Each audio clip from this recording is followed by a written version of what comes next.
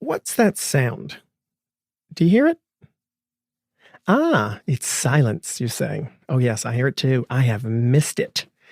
After 4 years of relative chaos and rabble-rousing from the White House, the news over the past few days has been, well, President Trump called it. It's been relatively boring. And after 50 years in public service and 3 attempts at the presidency, Joe Biden was sworn in at noon on Wednesday. And almost immediately, he began, what's it called again? Governing, right? By 8 p.m. on Wednesday evening, President Biden had recommitted the U.S. to the Paris Climate Accords, reversed several aggressive anti-immigration policies, extended the moratoriums on evictions and foreclosures, and released an exhaustive and detailed plan for combating the COVID crisis. And yet, still, the only sound out of the new Biden administration was the voice of White House Press Secretary Jen Psaki as she delivered the first regularly scheduled White House press briefing since March of 2019. I mean, what is even considered normal anymore? I'm Clay Aiken, and this week, Politicon welcomes an expert in White House operations and communications, someone who truly understands how to give a sense of calm in the midst of chaos. Joe Lockhart was the White House press secretary for President Bill Clinton. As an expert on presidential messaging and tone, I'll ask him, how did President Biden do in his inauguration address? How should President Biden handle former President Trump? And how should the media? And how the heck are we going to get along? Hello, Joe. How are you? It's Clay. I'm good. How are you doing? I'm well. Don't you feel like a sense of, I mean, is it weird to not have to worry about what's on the news right now? It's, it is it's like losing a limb. I think you can still feel the itch, but you can't scratch it. You're like, it's the pain is still there, but you can't see it anymore, and it's just going to take a while, I think, for everyone to decompress. And I think Biden is smart to stay really busy because it's going to take the reporters a while to readjust to someone who's not up there spouting nonsense every day. It's like I said to somebody yesterday afternoon. It's almost like, not to make things about me, but when I ran for office, I remembered the day after the election when I had lost, I woke up thinking, well, hell, now what do I do? And Exactly. It's almost like, it feels a little bit like that, Twitter, there's no reason to check it. Hadn't been a reason to check Twitter in a while. The news, I don't feel like I need to refresh every 10 minutes to see what horrible thing may be happening. There seems to be there's an adult or 4 in the room that are handling things. And I was a Joe Biden supporter, have been for years, have loved Joe Biden for years. But I feel like he is so well equipped to handle this moment. And I kind of got that sense from his speech too. Did you have any thoughts on his inauguration speech and where it kind of ranks? Yeah. I thought his speech was great. And I, having been through the process a couple of times, great speeches are speeches that capture the speaker's voice. Mm-hmm. And Bill Clinton's voice was very different than Barack Obama's. Mm-hmm. And Barack Obama's voice is very different than Joe Biden. Joe Biden has a sincerity and earnestness, right, that is authentic to him. That's what he is. I've known him for 30 years. That's who he is. At times he's Pollyannish, but that the word I wrote for the speech was that it was authentic. It was just pure Joe Biden, and those are the best speeches. I went into it myself thinking, gosh, we need a ask not type line. And we didn't get one of those soaring rhetorical flourishes necessarily. But after it was over, I thought, but you know what? This is sort of exactly what the country needed right now. We didn't need some soaring rhetoric. We just needed someone to shoot straight. And it felt like that to me. No, it's we occasionally write soaring lines for Bill Clinton back in the day, and he didn't like soaring lines. They didn't work for him. He liked to tell stories. Mm-hmm. And the punchline is not necessarily "ask not what you do for your country." It's just, he likes to explain things. And Obama was a soaring guy. He could build you up and make you weep. But that's not Biden, and it wouldn't have worked for him. Right. Did you get a chance to watch the press briefing last night with Jen Psaki? I did. Jen is a good friend of mine, so I sent her a note that basically said, "I think I was more nervous for you than you were." She certainly did not seem nervous. I mean, Jen Psaki has done. I know her. I know her well. Mm-hmm. She was nervous for the first 5 minutes. Oh, sure. I could tell, but after like the second question, you could watch her. I mean, she's got a lot of experience. She briefed at the State Department for years, and she did campaigns beyond just. And she did campaign stuff. I mean, there's nothing quite like that room, but I don't know that I've ever seen a first-time briefer do as well as she did. How do you feel the press handled that transition? I mean, that part of the press secretary job, I mean, better than me, but I think from watching CJ Craig on West Wing for all those years, I think part of that's accurate. part of the job is not just to give the information, but to have a relationship with the press corps. Is that right? Is that what you had to do when you were there? Yeah, and everybody focuses on the briefing, and the briefing's about 15% of the job, and I think, the biggest danger Jen and her team will have is they're such a contrast with Trump that they inevitably are going to held to an impossible standard because they're going to make mistakes. Yeah, everybody makes mistakes. They're going to get something wrong, or they're going to spin something a little too hard, and it's going to be like, oh, you were the savior and you're not the savior. And, it's a good problem to have, but it is a problem. I feel like some of the questions that I have for you are sort of like, help me remember what normal is. Because I watched that press briefing last night and I thought, gosh, this seems so different from what I've become used to that I can't remember if this is normal or not.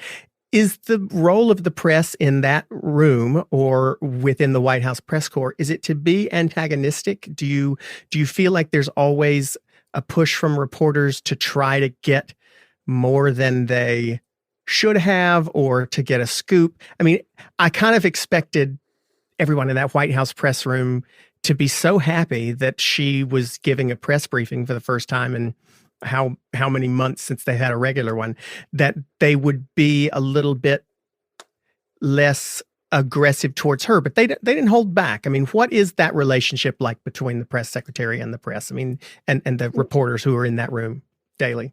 I don't know that I'd use the word antagonistic. It can become antagonistic. It doesn't always start there. I would say it starts with skeptical.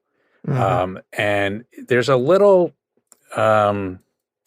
I'm going to use the word game, but I don't mean it like it's not serious. It's very serious.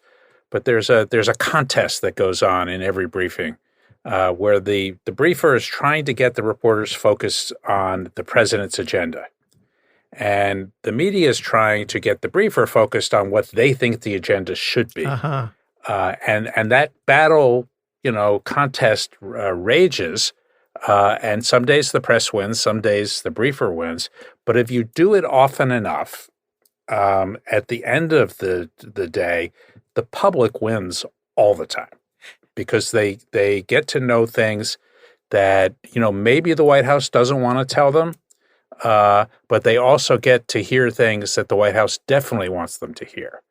So there's, and that's, you talk about process, the briefings evolve over time. The briefing last night was different than the one I had, which was different than the one 20 years before me. But what I just described really hasn't changed. How do you keep from at least since the 1960s? I think, the end of sort of the Kennedy era where it was kind of clubbish and the reporters were part of the, almost part of the Kennedy family and, movement. And certainly then changed pretty radically post, Watergate and post Watergate, where it did become much more adversarial. But it's the same basic concept. They want to know more. You want to tell them and enough. How do you keep from losing it on them? Because I felt a few times, even last night, I thought, gosh, she answered that already, or she made it clear she's not going to answer it, or no, she doesn't know what he had for breakfast. There at some point, is it okay for the press secretary to say, listen, I don't know. I can look for it, but I don't have the answer to that. Or does she have to come in that briefed? I know, stupid question to ask, but we've had 4 years without seeing someone come in as prepared as she was. And it was almost like, man, she is just too prepared. Seems a little slick to me. Yeah, listen, I think it takes a while to find your style. And I think, Jen is very smart. She knew that like every word of every answer would be watched in the first one. And signals, everyone would try to determine signals. So she was probably more buttoned up than she will be a couple weeks from now, because she's actually a wonderful person with a wicked sense of humor, and you're going to see that because that's that is part of being able to do the job. I think the answer I always give on how do you stand up there and take it is every day you go out, you have to remind yourself that it's not about you. When they're asking really hard questions of you, it's not about you. They don't care what you think. That what they care is what the president thinks. Right. And the press secretary is the conduit. And a good press secretary will almost always know what the president thinks, but will be judicious about sharing what the president thinks, because otherwise, why not? And we just invite the press into the Oval Office to sit there all day and, watch, and have the Truman Show presidency. we ain't too far from it. I think we just did 4 years. We were not. We did 4 tell years. You the truth, we were pretty. Yeah, we were close to that. One of the things that she kept saying over and over, and I think this is why I thought, man, she's holding it together real well. I would have lost it by now. Is we're here. We've been here for 7 hours. We're 7 hours into this. Give us a little bit of time to kind of analyze this. You'll get more information about COVID tomorrow. You'll get more information about Iran in a day or two, et cetera. There was a really high expectation that was set for Biden to, there have been very few, if any, presidents in my lifetime who were as prepared on day one as Joe Biden was.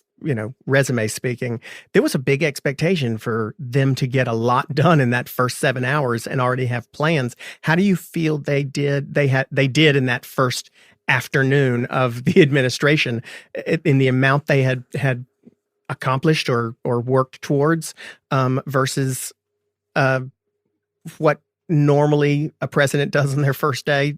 Was it about average, or did he jump in even deeper than most do? Well, I'd answer that a couple of ways. I think you're right that this group will be held to a higher standard, as in they will not be given a lot of runway to learn the job. Most first days at the White House, people literally can't figure out how to work the phones because the group that was running the building leave. And, they might leave you a note to be helpful, but they're not sitting over your shoulder saying, no, that's not how you turn the computer on. It's this way, or the phone system works that way. You don't get that kind of help. Everybody's got to figure it out on their own. But the Biden and his people know how the building works because they were in the building for 8 years. So I think, they won't get as much slack as Trump got or Bill Clinton got in 1993 or Bush in 2001. I do think that they were very aggressive about getting things done that they could actually do without having to negotiate. I think the number was 15 or 16 executive orders. And I think, from a perception point of view, the fact that every press secretary, I believe, as far as back as I can remember, has never done a briefing on the day of inauguration. They've always waited for the next day or the day after that. It sent a very strong message that Jen was willing and able to go out that first night and just and she made it clear they're going to do it every day. It seems like listen, we're going to return to access and some sense of normality. Was that what they're trying to get across? Yeah, there's this is down in the weeds a little bit, but you asked at the beginning, what is normal? Well, what used to be normal before Trump was the press secretary stood there until the reporters were finished. There was generally during my time it was Helen Thomas. Now I think it's an AP reporter. The senior journalist in the room kind of lets it goes, and then if it's becoming really repetitive, they will thank the press secretary, which is a way of saying the briefing's over. Under Trump, as particularly with Kayleigh McEnany, as soon as she got a question she didn't like, right, she hightailed it out. She so never that's not once normal. waited. So really, the press got to normal. kind of you didn't really get to end it yourself. You waited for Helen Thomas or somebody else to kind of say we've had. Sure. I mean, there were certainly times where it was getting ridiculously repetitive, where I would look at Helen and say, "Enough," and she'd say, and sometimes she said no. She said, "Let's keep going," and most times she said, "Yeah, we're done." Like it's. But there was never a point where I, walked away from that podium because I didn't like what was going on, and secondly, there was never a time where I did one of these silly, ridiculous speeches, dropped the mic and stormed off. It's just, that's not normal. And, I'm not saying that everything has to be the same all the time, but some normalcy is healthy here. This episode is brought to you by Magic Spoon. Now, I am in the midst of my annual, I'm still in my New Year's resolution, which is, towards the end of January. I've done pretty well. I've made it this far, almost a whole month of sticking with my resolution, and I've been doing the keto thing. I am cutting out carbs and all those sugars and sticking with a keto-friendly diet, and it's working. And one of the things that helps make it work, Magic Spoon. This is a cereal. It's got no sugar, 11 grams of protein, only 3 net carbs. If you're doing keto, you know what a net carb is. Only 3 net carbs in every serving. And that can be the cocoa flavored cereal, fruity, frosted, blueberry flavors, all of these really great flavors that Magic Spoon has. It's like a kid's cereal, but it's low in sugar, well, 0 sugar, high in protein, and very few net carbs. And so you can stay healthy and still enjoy breakfast. And it's, like I said, it's keto friendly, it's gluten free, it's grain free, soy free, low carb, GMO free. It's got all the good stuff that is important if you are trying to stay healthy and still be able to eat cereal like you did when you were young, which I like to try to remember I'm young as much as possible. Go to magicspoon.com/heck to grab a variety pack and try it today. And be sure to use our promo code HECK at checkout to save $5 off your order. Magic Spoon is so confident in their product, it's backed with a 100% happiness guarantee. So if you don't like it for any reason, they'll refund your money, no questions asked. That's magicspoon.com/heck and use the code word HECK to save $5 off. We thank Magic Spoon for sponsoring the podcast. Do you think that, talking about normalcy, how big of a challenge is that going to be beyond just Jen, beyond her press room department, but the communications team and even higher in restoring that sense of normality for all of us? Not just the way they speak to the press, but some of the decisions that Joe Biden makes. I think specifically one of the questions that she didn't quite have as specific an answer as the press wanted last night was on Iran and whether or not the president is planning on rejoining some sort of Iran nuclear deal or getting back into that. And what's the fine line that not only the press secretary has to walk, but the president himself on making too many knee-jerk responses? Obviously rejoining the Paris Climate Accords is a lot easier to do than rejoining the Iran nuclear deal. What kind of fine line does he have to walk when it comes to making some of these decisions, these big decisions, too quickly and doing them in a way that people realize, okay, there's a grown-up in the room. He's not just doing things to erase what Trump did. Well, and some of that gets to the president is not the only one who can speak authoritatively. One of the problems in the Trump administration is it didn't matter who spoke. Unless Trump said it, you didn't believe it. Because Trump would undercut his people all the time, all the time. It didn't matter if they were a cabinet secretary, his press secretary. On Iran, the incoming Secretary of State, Tony Blinken, gave a very thoughtful answer during his confirmation hearing earlier that day on what the conditions are as far as Iran's nuclear program, what conditions would need to be met as far as rejoining the Iran nuclear deal.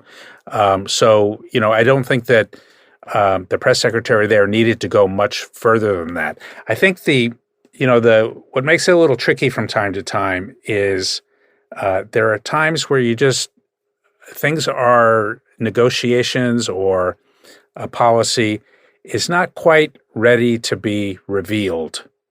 And the press secretary has to stand there sometimes and just take the heat. And, he or she, is made to look like they don't know what they're talking about because there's very delicate work going on in the background. And it's one of the jobs of the press secretary, which is sometimes you've got to go out there and just take the lumps because the work of governing, the work of national security, the work of legislating is very complicated and very, at times, very difficult. And you don't, there are times where you don't have a good answer. And reporters, human nature impacts all of this stuff.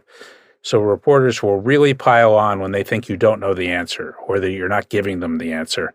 And you just have to remember that there is a greater good, that, if she says something there that negatively impacts the talks with Iran, for example, I have no idea if they're going on or will go on, but pretend they are, that she has set the U.S. government back. Right. So the cost, the idea that somehow you're going to look dumb and you're going to get yelled at really pales in comparison to, boy, I could really negatively impact U.S. national security.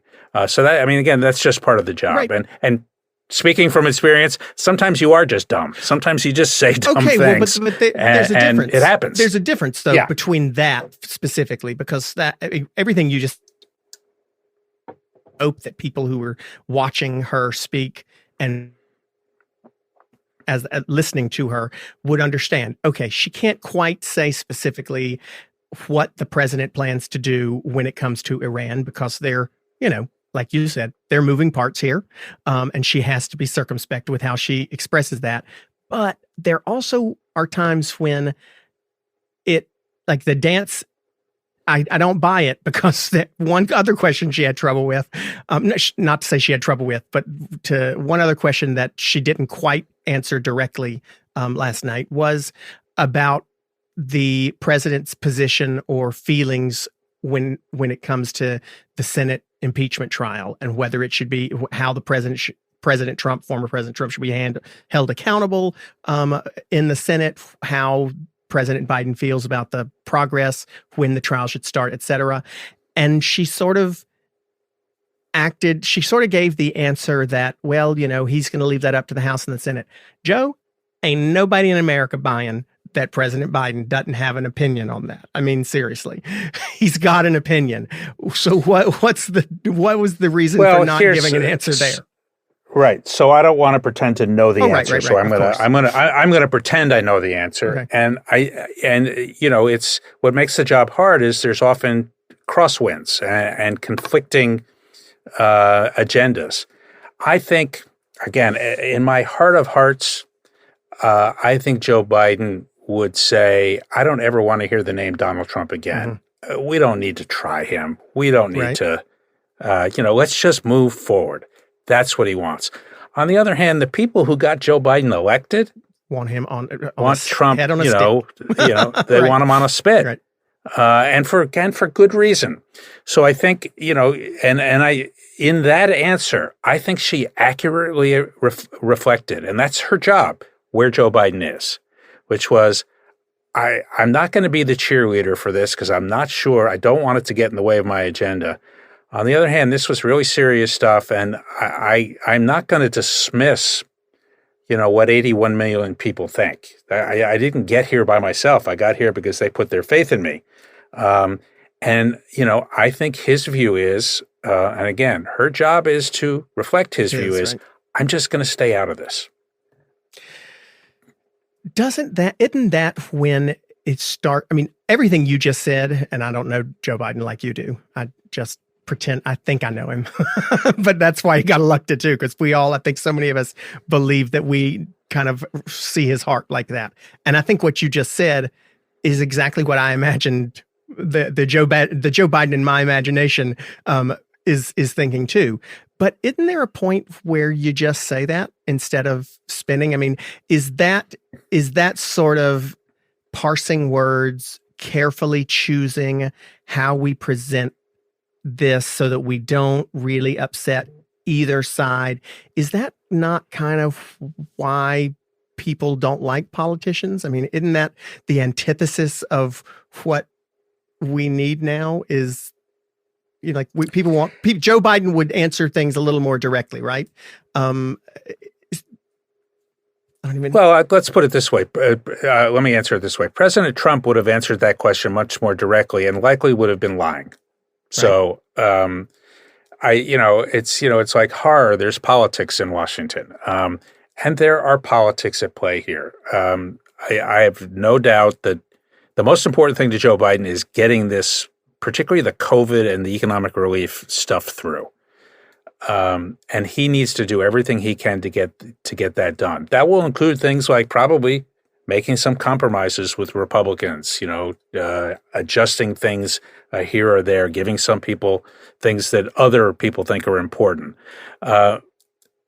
But he also needs to make sure that his party, the Democrats in Congress, are supported and their views are reflected. So if he went out and said we shouldn't have a trial, that would undercut the majority of his party. So it is in the end good policy. And Bill Clinton used to always say that good policy is always good politics. And in this case, good politics can lead to good policy. Sort of allowing the Democrats to go do their thing on the Hill, however he feels about it, is important because he needs them. He needs them to get behind his agenda to get things done. And that's to me, that's within the parameters of what is normal, acceptable politics, as opposed to what we saw over the last 4 years. Who's going to be his bigger problem in Congress? Do you think it's going to be the right or the left? Those who, he's someone who's known as a deal maker, right? And someone who wants to work across the aisle. Assume he gets 10 conservatives, 10 Republicans to side with him on a particular issue. Does he lose more Democrats for that? I mean, we have become so polarized. Who do you think he's going to have more trouble with? The Mitch McConnells of the world or the AOCs?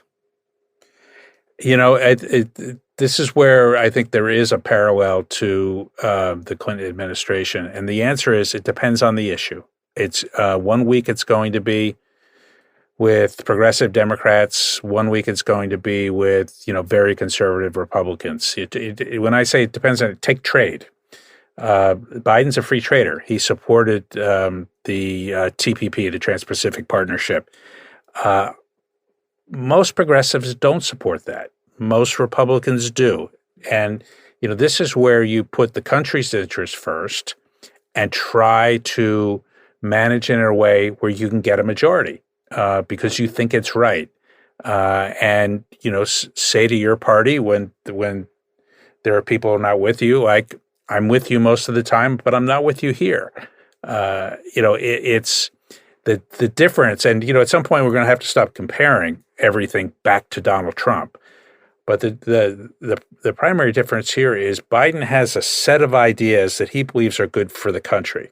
Trump had a set of ideas that he thought were good for Trump.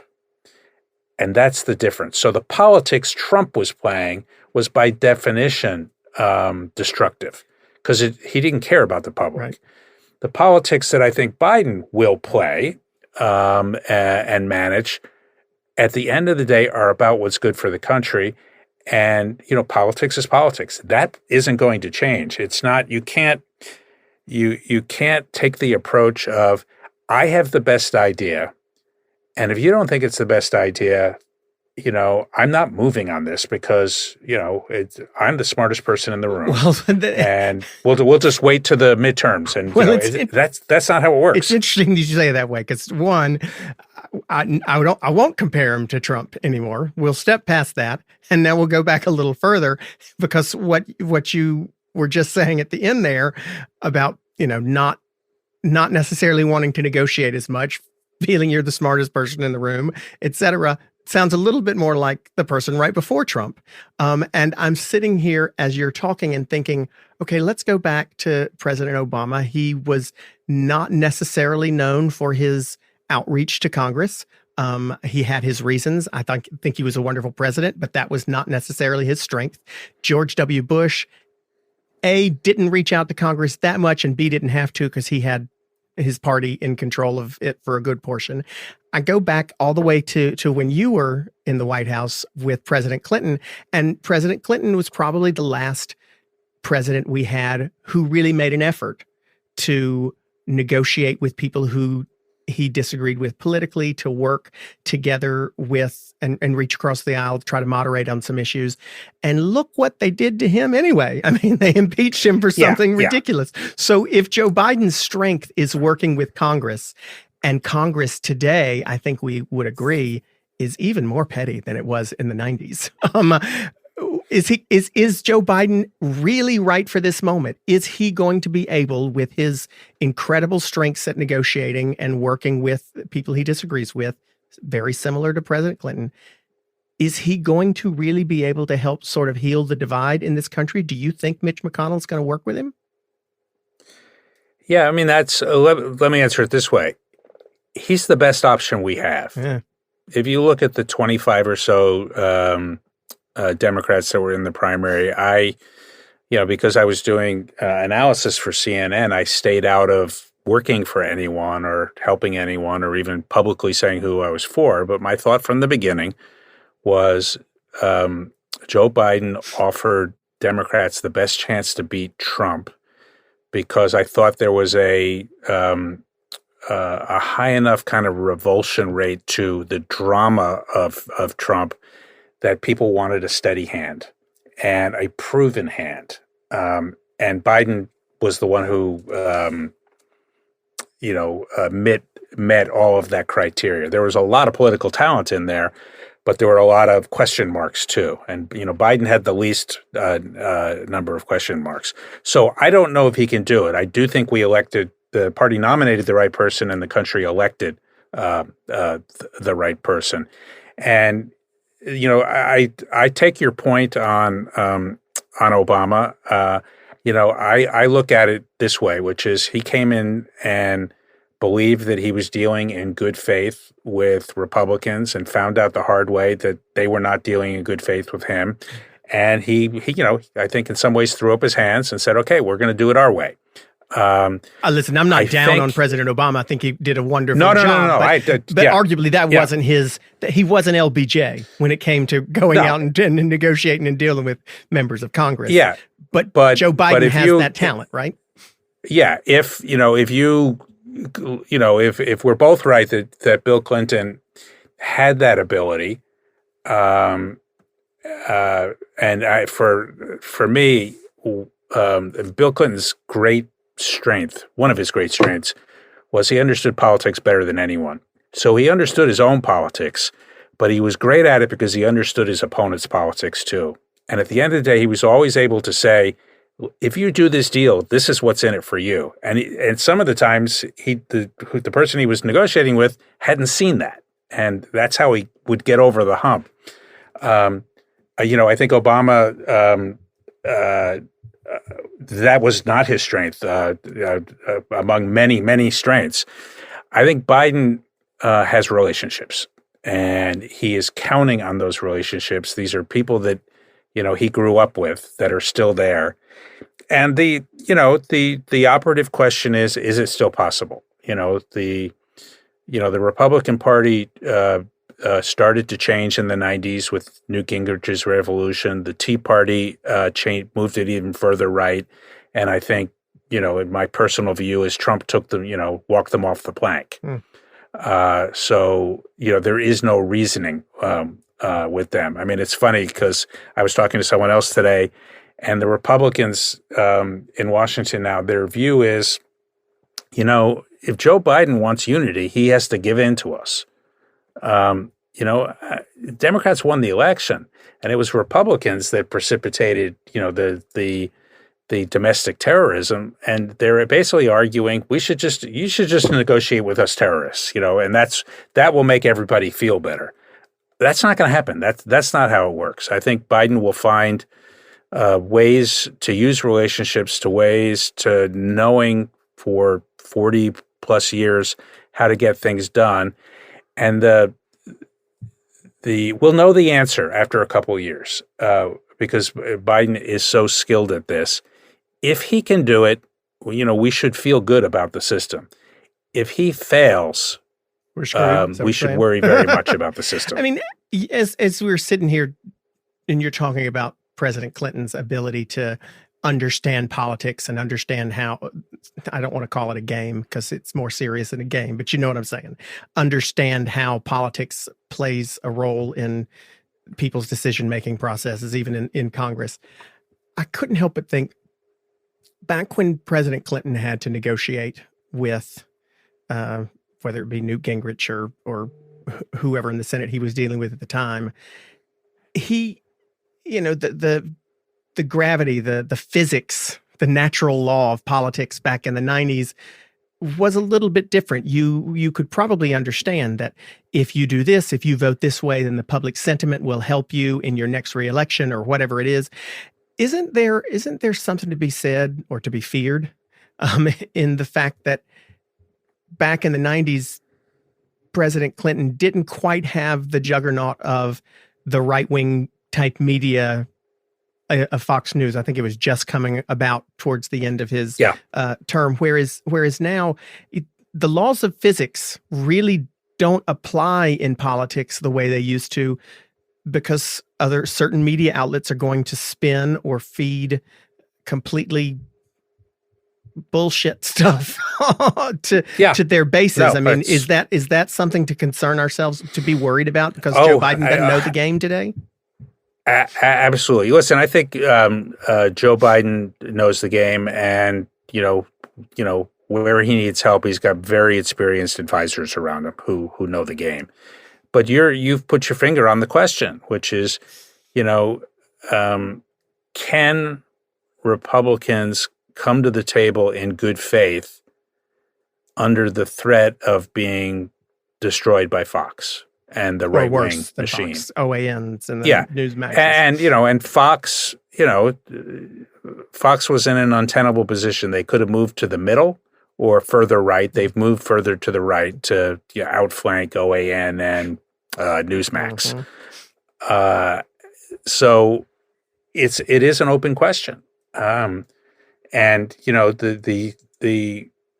what makes me optimistic is Biden is the best suited to be president right now.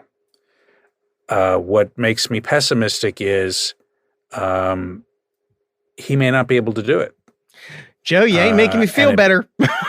No, well, but the fact of the matter is, if he can't, then our system is fundamentally and terminally broken, and we will need to realign our parties and politics. If the Republicans can figure out and get their head around the fact that the country is changing demographically, and they need to appeal to different groups except for high school educated, non-college educated whites, and become true conservatives again, but with hints of progressivism, then we'll have a strong two-party system. But if they follow the path that they have been on since 2010 of manipulating the system and doing everything they can to hold on to power, to keep that grip on sort of, white rule in this country, and minority rule in this country, the system is going to overwhelm them eventually. Well, you know what? It's a perfect segue. I know we don't have you for but a minute or two longer, but we do ask our listeners to send in questions. We do a quick fire round of questions. We didn't have as much time to get them for you this week because it been a busy week, but we did have a few come in. Frank from Bridgeport, Connecticut asks, does the Patriot Party have a chance? Or will it just guarantee Democrats the next 3 elections? And you're talking about the system. Frank is curious about whether or not this is going to be a third party option all of a sudden. Well, we talk about a third party all the time, and it never comes to pass. On the other hand, I don't think we've ever seen a party as divided as the Republican Party is now. I think if you look in the 1970s and 80s, the Democratic Party had a divide not quite as sharp. And one of the things that Bill Clinton will get credit for in history is bringing the party back to the center and making it electable nationally again. Well, I don't have to tell you, in the 90s, you had a pretty strong third party-ish candidate in Ross Perot. I mean, he didn't win the electoral votes, but he certainly made a dent in the percentages, and he was not quite as strong a personality as Donald Trump is. So with Trump leading it. If the fact of the matter, kind of the transformational presidencies involve third parties. Ronald Reagan was elected in large part because there was a strong third party candidate. Bill Clinton was elected by and large because there was a strong third party candidate. So I don't diminish the importance of these third parties. I'm talking about institutionally. I mean, will we have, congressional candidates in every congressional district? Will you have 3 choices most of the time instead of 2? And, my guess is that in the long term, I think we will remain a 2-party system and we'll have fringe parties. The Patriot Party will be a fringe party, kind of like the George Wallace Party of 1968. And the 2 parties will be the Republican Party, which will look a lot like the moderate Democratic Party now. And then you'll have the Progressive Party that is going to look a lot like what Bernie Sanders and AOC are, democratic socialism. And I don't use the word the way Republicans do, which is, a much stronger safety net. So some Democrats may end up moving to the Republican Party too, because it's more moderate. That's right. And it won't be called the Republican Party. I think the labels will change, but there is no stopping the progressive movement among demographics in this country. I think Donald Trump I can't remember the number, but it's something like 22 or 23% of people under 30. Not many. They're not all of a sudden going to decide they're against gay marriage when they turn 40. Or they're not all of a sudden going to decide that they think climate change is a hoax when they turn 45. So we are becoming more progressive, and the parties will have to adjust. So I think, what's left of Trumpism and the Patriot Party at best will be, a fringe movement. Well, I always ask. Trump was, I always ask at the end, going to say, how the heck are we going to get along? And I wonder if this is part of the way forward is allowing people their own. Is allowing this realignment. Is that a way we get along? Well, I think, the demographic changes and cultural changes in this country tend to run ahead of the political changes. Political changes are often the lagging. You look at the civil rights movement, you look at the anti-war movement in the late 60s and early 70s. I think our politics are furiously running to catch up to where the American people are. And that is only to go where the American people are as far as their progressivism, particularly on social issues, is only going to increase. As older Americans, die off and younger Americans become a bigger part of the population. The Republicans have steadfastly chosen to try to hold on to the old power structure at their own expense. They will eventually be replaced by people who understand where the public is, and I think you'll see a much more moderate Republican Party. It may not be called the Republican Party, but the divide in the country, I think 25 years from now, will be between democratic socialism and democratic progressivism. A much more Bernie Sanders model than a Joe Biden model. Well, I am just thrilled that we've got Joe Biden for the 4 years we have him, and maybe 8. I'm thrilled that you're not going to call me on it 25 years from now when I'm exactly wrong. So no, I won't be doing this, but I will listen to you. You have a podcast. Anyone who's listening to ours should check out Joe's Words Matter podcast. And we'll be listening into that for all your other predictions. Because I make all the wrong predictions on this show. You get to make the wrong predictions on yours, but yours are right. As far as we're concerned. Exactly right. Joe Lockhart, thank you so much for joining us. And for those who are listening, thanks for having me. We'll see you next week on How the Heck Are We Going to Get Along? Thank you again, Joe. I really appreciate it. Sure. No, it was fun. Excellent. Thanks. Thanks.